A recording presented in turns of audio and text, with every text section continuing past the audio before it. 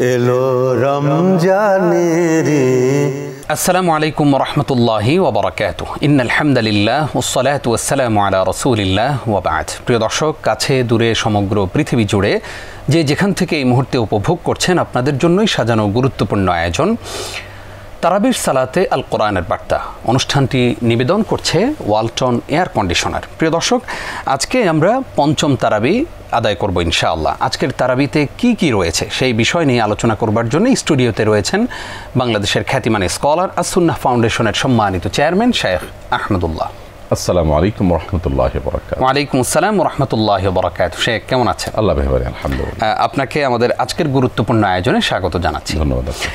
শেখ, আমরা একদম আলোচনা শুরু করতে পারি যে শুরুতেই আজকের তেলাওয়াতকৃত অংশে কোন কোন ঘটনা রয়েছে?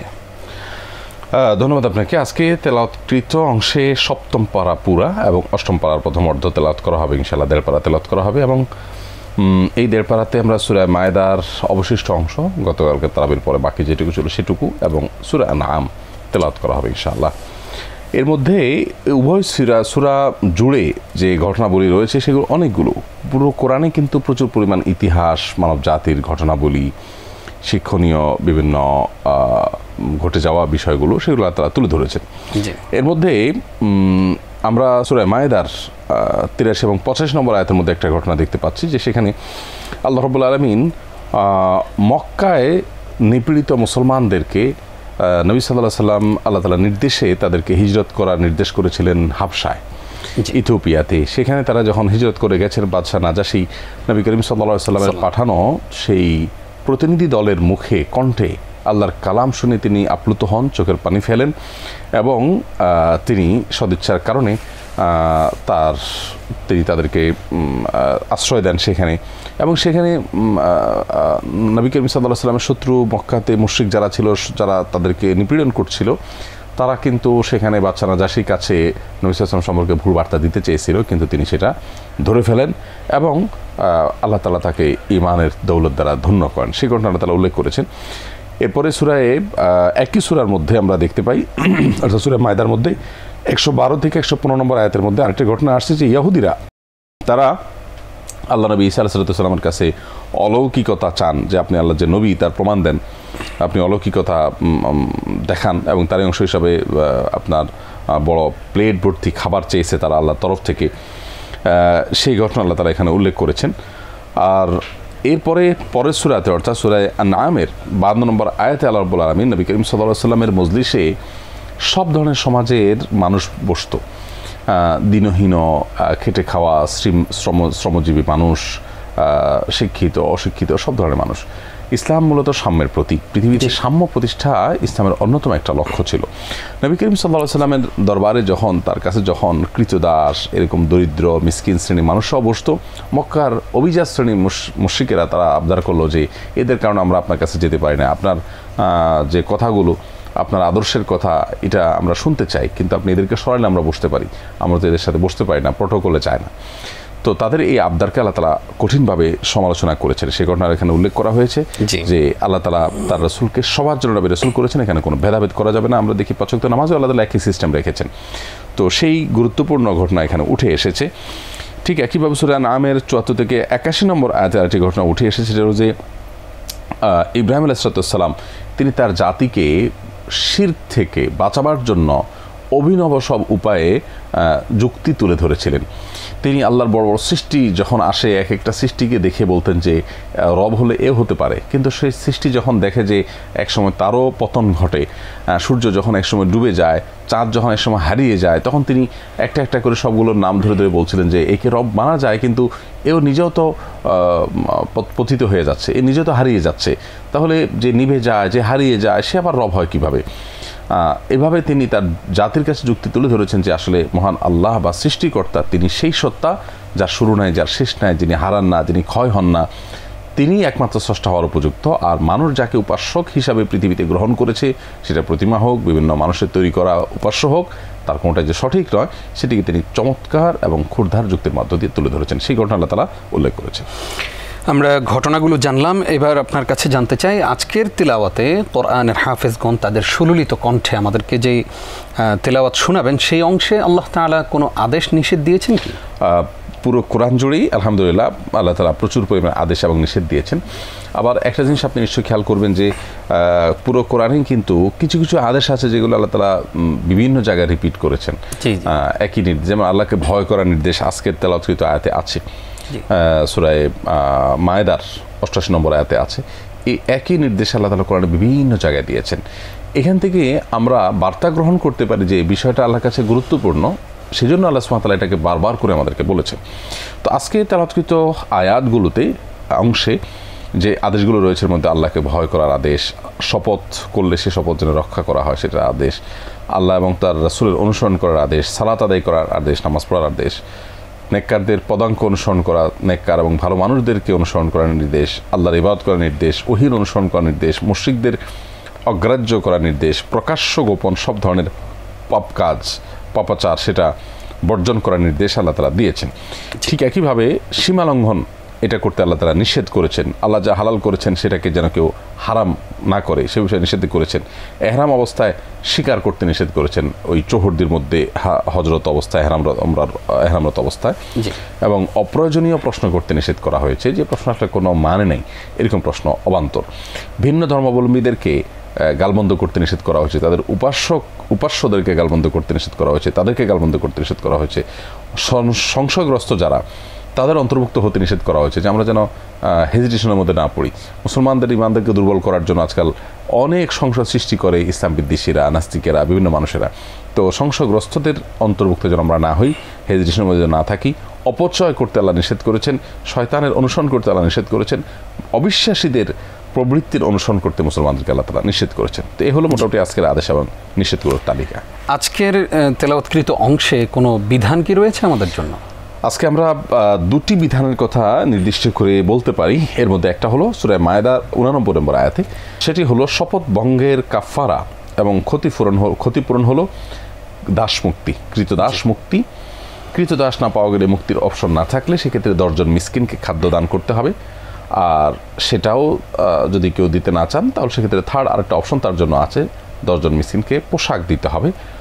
আরেকটা অপশন আছে হলো 3টা রোজা রাখতে হবে। তাহলে দাসমুক্তি, 10 জন মিসকিনকে খাদ্য কিংবা পোশাক দান, অথবা 3টা রোজা, আমরা যে কোনোটি করলে হবে যদি কেউ শপথ করে শপথ ভঙ্গ করে ফেলে। এই যে খাদ্য দিব সেটা কি পরিমাণ? খাদ্যটা হলো আমরা রমজানে যে ফিতরা দিয়ে থাকি একটা রোজার জন্য, বা রমজান মাস শেষে যে ফিতরা দিয়ে থাকি, একজন মিসকিন যাতে দুবেলা খাবার খেতে পারেন সে পরিমাণ, হয় দুবেলা খাবার দিয়ে দেওয়া থাকে, আর না হলে একটা ফিতরার পরিমাণ খাদ্য আমরা দিলে ইনশাআল্লাহ আমাদের শপথের কাফারা আদায় হয়ে যাবে ইনশাআল্লাহ। হালাল হারাম সম্পর্কে আল্লাহ রাব্বুল আলামিন আজকের তারাবিতে কি বলেছেন?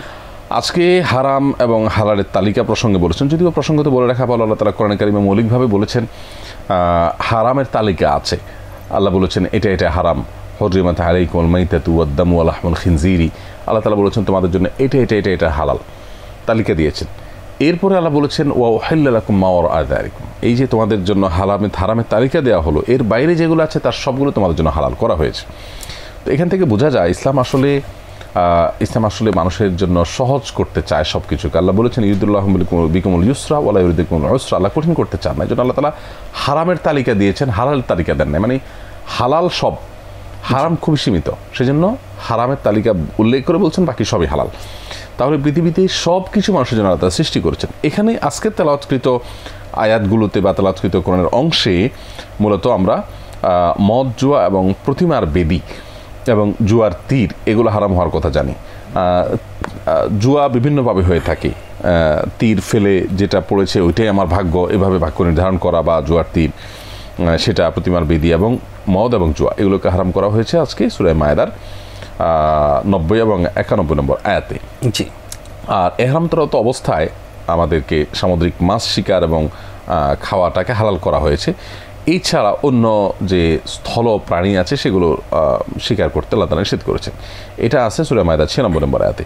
আর সূরা আলে ইমরানের 145 নম্বর আয়াতে আল্লাহ তাআলা মৃত পানি, প্রবাহমান রক্ত, শূকরের মাংস এবং আল্লাহ ছাড়া অন্য কারণ নামে জবাই করা পশু খেতে আল্লাহ তাআলা আমাদেরকে হারাম করেছেন, সেটি নিষেধ, সেই বিষয়ে উল্লেখ করেছে।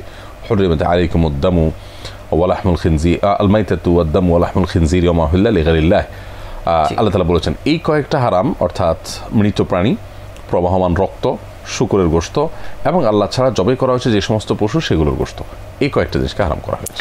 আল্লাহ কাদেরকে ভালোবাসেন এবং কাদেরকে অপছন্দ করেন সেই বিষয়গুলো উঠে এসেছে আজকের তেলাওয়াতকৃত তারাবির অংশে। আল্লাহর পছন্দকারীদের তালিকার মধ্যে আমরা একটি জানি, সেটি হলো সূরা মায়েদার 93 নম্বর আয়াতে আল্লাহ বলেছেন, আল্লাহ তাআলা ইন্নাল্লাহা ইউহিব্বুল মুহসিনিন, আল্লাহ তাআলা অনুগ্রহকারীদেরকে ভালোবাসেন, যারা অন্যের প্রতি অনুগ্রহ করে, যারা সৎকর্ম করে। আর আল্লাহ যাদেরকে অপছন্দ করেন তাদের তালিকা আমরা দুই শ্রেণী মানুষের কথা জানি, যে আজকে সূরা মায়েদার 27 নম্বর আয়াতে আল্লাহ সীমা লঙ্ঘনকারীকে পছন্দ করেন না, সেটি আল্লাহ বলেছেন ইন্নাহু লা ইউহিব্বুল মুআতাদিন, আল্লাহ বলেছেন আল্লাহ তাআলা সীমা লঙ্ঘনকারীকে পছন্দ করেন না। আবার একইভাবে সূরা আনআমের 141 নম্বর আয়াতে আল্লাহ তাআলা অপচয়কারীকে যে পছন্দ করেন না সেটি বলেছেন ইন্নাহু লা ইউহিব্বুল মুসরিফিন।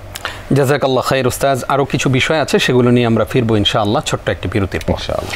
প্রিয় দর্শক, আপনারা দেখছেন ওয়ালটন এয়ার কন্ডিশনার নিবেদিত তারাবির সালাতে আল কোরআনের বার্তা অনুষ্ঠানের এই পর্যায়ে ছোট্ট একটি বিরতির সময় হলো, আমাদের সঙ্গেই থাকুন।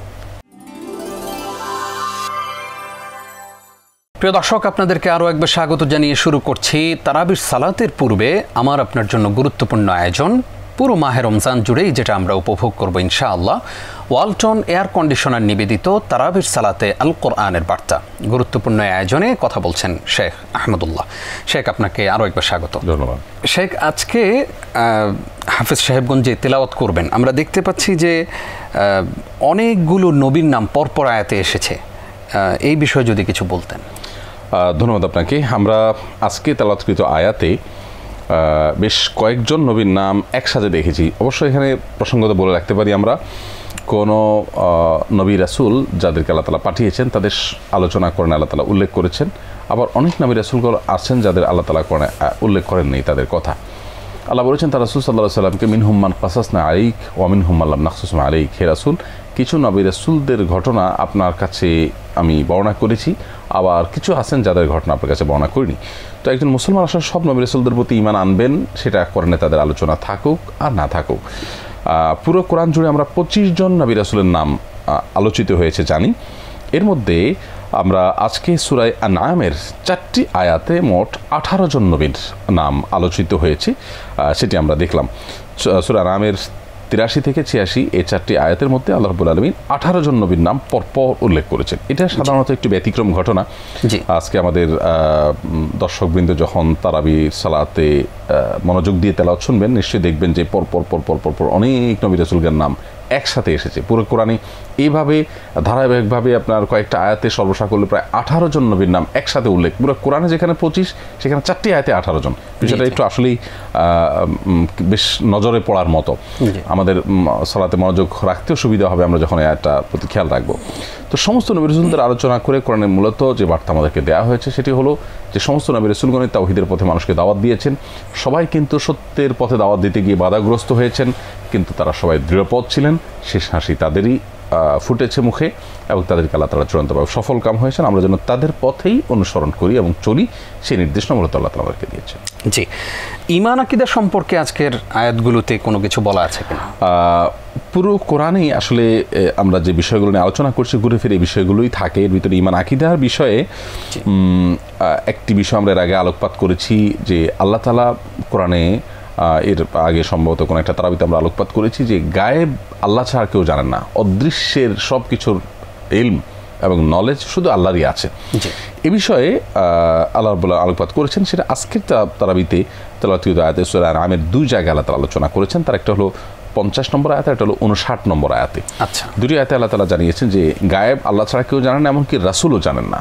আজও আমাদের সমাজে অনেক মানুষ নবী রাসূলরা গায়েব জানেন বলে বিশ্বাস করেন। অনেকে মনে করেন আল্লাহর ওলিরা নেককাররা গায়েব জানেন। আসলে গায়েব কেউই জানেন না। আল্লাহ তাআলা যতটুকু জানেন ততটুকু নবী রাসূলরা জানেন, শুধু এটুকুই। মূলগতভাবে তারা জানেন তা কিন্তু না। এর পাশাপাশি আজকে তেলাওয়াতকৃত আয়াতের মধ্যে সূরা আনআমের 136 থেকে 140 নম্বর আয়াত, এতে আল্লাহ ছাড়া আর কারোর নামে মানত করা শিরক, সে বিষয়ে আলোকপাত করা হয়েছে। এবং আমাদের ক্ষেত খামারে উৎপাদিত শস্য, গবাদি পশু, এগুলো সবগুলো আল্লাহর উদ্দেশ্যে শুধুমাত্র আমরা নিবেদন করব যদি আমরা দান করতে হয়, নিজেদের ভোগের বাইরে। আর কিছু অংশ আল্লাহর জন্য, কিছু অংশ প্রতিমার জন্য বা মাজারের জন্য রেখে দেওয়া, এর যে নিষিদ্ধ সে বিষয়ে আলোকপাত করেছেন আল্লাহ তাআলা। আমাদের সমাজে কিন্তু অনেক মানুষ আছেন যারা আল্লাহ ছাড়ানোর কারণে মানত করেন, সন্তান হচ্ছে না অথবা ব্যবসার উন্নতি নেই, তখন তিনি মানত করেন যে আমি অমুক মাজারে এইটা দান করব। তো সে বিষয়ে আল্লাহ তাআলা নিষেধ করে সেটাকে শিরক বলেছেন। এবং যদি কেউ এরকম মানত করেও যে আমি অমুক জায়গায় এটা দেবো এবং সেটা অন্যায় হয়, কারণ হলো আল্লাহ ছাড়া অন্য কোনো মাজারওয়ালা, কোনো মৃত মানুষ, কোনো পীর তাহার উদ্দেশ্যে মানত করলে সেটা নিষিদ্ধ হয় না, জায়েজ হয়। তো নবী সাল্লাল্লাহু আলাইহি ওয়াসাল্লাম বলেছেন যে মান নাযারা আন ইয়াসি আল্লাহ ফালা ইয়াসিহি, যদি কেউ আল্লাহ ছাড়া অন্য কারণে মানত করে এবং অন্যায় কোনো মানত করে তাহলে সেটা সে পূর্ণ করবে না, সে ভঙ্গ করতে হবে তাকে। বরং পাশাপাশি আজকে ঈমানের আরেকটা বিষয় আল্লাহ তাআলা আলোকপাত করেছেন, সেটা সূরা আনআমের 94 নম্বর আয়াতে আল্লাহ তাআলা বলেছেন পৃথিবীতে মানুষ একা এসেছে, কিয়ামতের দিন আল্লাহর কাছে মানুষ নিঃসঙ্গ হয়ে উপস্থিত থাকবে, এমনকি পার্থিব জীবনের সহায় সম্পদ যা কিছু আছে তার কিছুই সেখানে থাকবে না। এটা ইয়াউমুল আখিরা বা আখিরাতের প্রতি ঈমানের একটা পার্ট, যে আমাদের কিছুই সাথে থাকবে না এবং সব কিছু বাদ দিয়ে আল্লাহর সামনে দাঁড়াতে হবে। গুরুত্বপূর্ণ একটি ঈমান আকিদার পয়েন্ট আছে সর্বশেষ, সেটা 164 নম্বর আয়াতে প্রত্যেকে যার যার কর্মফল ভোগ করবে, কারোর পাপের বোঝা অন্যকে বহন করবে না। কোরআনে কয়েকটা বিষয় বারবার আলোকপাত করা হয়েছে, এর ভিতরে এইটা একটা, ওয়াল্লা তাজরু ওয়াজরাতান উযরা উখরা, কোনো মানুষ আরেকজনের পাপের বোঝা বহন করবে না। আমাদের সমাজে অনেককে দেখা যায় যে এরকম বলে যে তুমি এই কাজ করো, পাপ হলে আমি আল্লাহর সাথে বুঝবো, পাপ হলে তার দায় আমার। আসলে কেউ কারোর পাপের বোঝা বহন করে না, যে পাপ করবে, যে অপরাধ করবে তার বোঝা তাকেই বহন করতে হবে। একইভাবে ওয়াল্লাইসাল ইনসান ইল্লা মা সা, এটা আল্লাহ তাআলা একাধিক জায়গায় বলেছেন, যে ব্যক্তি ভালো কাজ করবে সে তার বিনিময় পাবে। আজকের তেলাওয়াতকৃত আয়াতের অংশে অনেক কয়েকটি আয়াতে, একাধিক আয়াতে আল্লাহর কিছু নির্দেশনা রয়েছে, সেই নির্দেশনাগুলো কোন আয়াতে? আমরা আদেশ নিষেধ সম্পর্কে তো বলেছি, অনেকগুলো আদেশ নিষেধ আজকে আলোচিত হয়েছে। জি জি। এর বাইরে দুটি আয়াতে আল্লাহ তাআলা 10টি নির্দেশনা আমাদেরকে আলাদা করে দিয়েছেন। আমরা বলতে পারি সেটা বিশেষ গুরুত্বপূর্ণ। সূরা আন-নামের 151 থেকে 153 এই আয়াতে মূলত আল্লাহ সুবহানাহু ওয়া তাআলা আমাদেরকে কয়েকটা 10টা নির্দেশনা দিয়েছেন। এর ভিতরে একটা হলো আল্লাহর সাথে শিরক না করা, দ্বিতীয়ত হলো পিতামাতার সাথে সদ্ব্যবহার করা, তৃতীয়ত হলো অভাবের ভয়ে সন্তান হত্যা না করা, ভ্রূণ হত্যা না করা, 4 নম্বর হলো অশ্লীল এবং মন্দ কাজের কাছে না যাওয়া, 5 নম্বর হলো অন্যায়ভাবে কাউকে হত্যা না করা, 6 নম্বর হলো এতিমদের সম্পদ ব্যয় ন্যায়ের পথ অবলম্বন করা, 7 নম্বর হলো ন্যায়ানুগভাবে পরিমাণ এবং ওজনে পরিমাপ করা, 8 নম্বর হলো কথা বলার সময় ন্যায্যতা রক্ষা করা, যদিও সেটা কাছের কারোর বিষয় হয় সেখানেও যেন ইনসাফ থেকে আমরা বিচ্যুত না হই, 9 নম্বর হলো আল্লাহর সাথে কৃত ওয়াদাগুলোকে পূরণ করা, 10 নম্বর হলো সিরাতে মুস্তাকিম বা সরল পথের উপরে অটল অবিচল থাকা। একটা পয়েন্টই আসলে ঘন্টা ঘন্টা আলোচনা করার মতো বিষয় এবং আমাদেরকে জীবন বদলে দেওয়ার মতো বিষয়। জি শেখ, আজকের তেলাওয়াতকৃত আয়াতগুলোতে আমাদের জন্য কি শিক্ষা রয়েছে? সময় আমাদের হাতে নিশ্চয়ই অনেক কম, আমরা শিক্ষা তো প্রত্যেকটা আয়াতেই পাই, তবে এর মধ্যে থেকে একটা হলো যে বনী ইসরাঈল যে ঈমান আনতো, ঈমান আনার ক্ষেত্রে তারা বিভিন্ন সময় গড়িমসি করত, সংশয় হঠকারিতা করত। এর বিপরীতে আল্লাহ তাআলা নাজাশি বাদশাকে, যে হাবশার যে বাদশা নাজাশি, তার কাছে সত্য প্রতিবাদ হওয়ার পর নিঃসংকোচে তিনি তা গ্রহণ করেছেন। আমরা অনেকে সত্য জানার পরও মানুষ কি বলবে, সমাজ কি বলবে, আমি বিশ্বাস করার পরও সেটাকে গ্রহণ করতে গড়িমসি করি, এটা যেন না করি সেই শিক্ষা এখানে রয়েছে। বনী ইসরাঈল গড়িমসি করত, পক্ষান্তর নাজাশি গ্রহণ করেছেন, একজন হিরো হয়েছেন আর একজন আস্থা করে নিক্ষিপ্ত হয়েছেন। আর সূরা আনআমের 162 নম্বর আয়াতে আল্লাহ তাআলা আমাদেরকে বলেছেন যে আমরা যেন আমাদের সব কিছুকে আল্লাহর উদ্দেশ্যে নিবেদন করি। একজন ইমানদার প্রকৃত অর্থে ইমানদার তখনই হবেন যখন তার সব কিছু আল্লাহর উদ্দেশ্যে নিবেদন হবে। ইন্না সলাতি ওয়া নুসুকি ওয়া মাহইয়ায়া ওয়া মামাতি লিল্লাহি রাব্বিল আলামিন, আমার সলাত, আমার কোরবানি, আমার জীবন, আমার মরণ সব কিছু আল্লাহর উদ্দেশ্যে নিবেদিত। এইটা যখন কেউ করবে তখন সে পরিপূর্ণভাবে ইসলামে দাখিল হবে। আমরা অনেক সময় পার্থিব উদ্দেশ্যে এই কাজগুলো করি, সেগুলো নয়, শুধু আল্লাহকে খুশি করা, আল্লাহকে দেখাতেই আমরা করব। আল্লাহকে শোনানোই উদ্দেশ্য হবে, মানুষকে শোনানো আমাদের উদ্দেশ্য হবে না। জাযাকাল্লাহ খাইর উস্তাদ, আমরা অনেকগুলো শিক্ষা আজকের তেলাওয়াতকৃত অংশ থেকে জানলাম আপনার মাধ্যমে। আপনাকে কষ্ট করে আমাদেরকে যে সময় দিয়েছেন সেজন্য আপনাকে ধন্যবাদ জানাচ্ছি। ধন্যবাদ আপনাকে। বারাকাল্লাহ ফিক। প্রিয় দর্শক, এতক্ষণ যারা আমাদের সঙ্গে ছিলেন আপনাদেরকেও ধন্যবাদ জানিয়ে শেষ করছি আজকের আয়োজন। আপনারা এতক্ষণ দেখছিলেন ওয়ালটন এয়ার কন্ডিশনার নিবেদিত তারাবির সালাতে আল কোরআনের বার্তা। গুরুত্বপূর্ণ এই আয়োজন প্রতিদিন তারাবির সালাতে যাওয়ার পূর্বেই আমরা উপভোগ করে থাকি এবং প্রতিদিন তারাবিতে কী তিলাওয়াত হচ্ছে সেই বিষয় নিয়ে আলোচনা শুনে থাকি। আগামী পর্ব দেখবার আমন্ত্রণ জানিয়ে আজকের মতো বিদায় নিচ্ছি আমি নিজাম বিন মুহিব। আসসালামু আলাইকুম ওয়া রাহমাতুল্লাহি ওয়া বারাকাতুহু।